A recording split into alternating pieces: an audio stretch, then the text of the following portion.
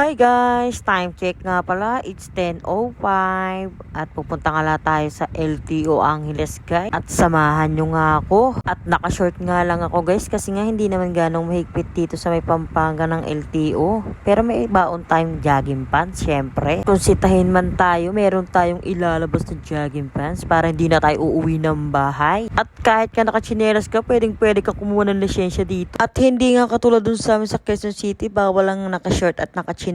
Kaya tara, samahan nyo ko. Os que não queria meu bem, hoje baba meu saco. Dente cravejado, várias putas do meu lado. A plateia tá no alto, um tchauzinho pra quem tá embaixo. Eu tô pisando leve, eu tô de 12 mola. Mas se pisar em mim, te furo de fora a fora. Pisando leve, eu tô de 12 mola. Mas se pisar em mim, te furo de fora a fora. Quem tá de fora acha que é fácil e é só diversão. Vai ver que é selva e pra viver tem que matar o leão.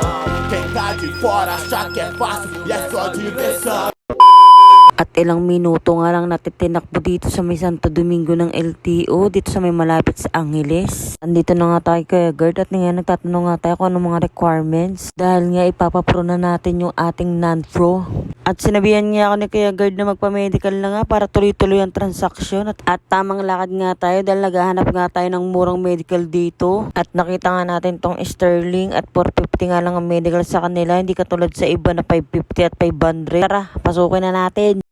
At hindi na nga lang din ako nag-video sa loob dahil nga mamaya bawal din. Kat ayan nga, nakuha na nga natin yung certificate natin sa medical. At pumasok na nga ako ng LTO para magtanong nga sa next na gagawin. Dahil nga first time ni Kasyomboy nyo. Hey guys! At babalik nga tayo bukas. Hindi, babalik daw bukas.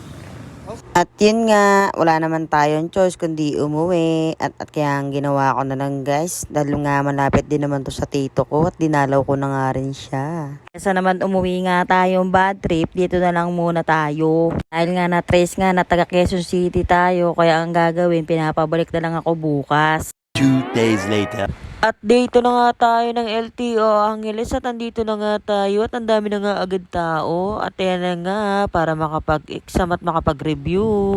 After ko nga magbayad at binigyan na nga ako ng number para pumunta sa examination. At sana nga makapasa si Shomboy nyo. Pasa daw siya, 34. Sige po.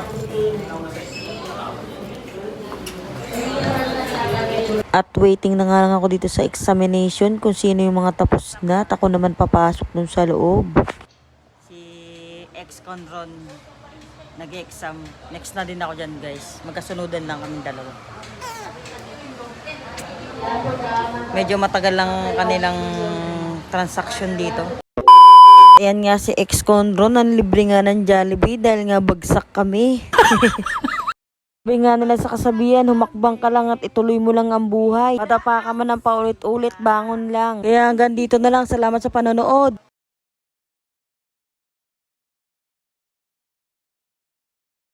Kaya huwag kang mawawala ng pag-asa. Kaya hanggang dito na lang. Salamat sa panonood.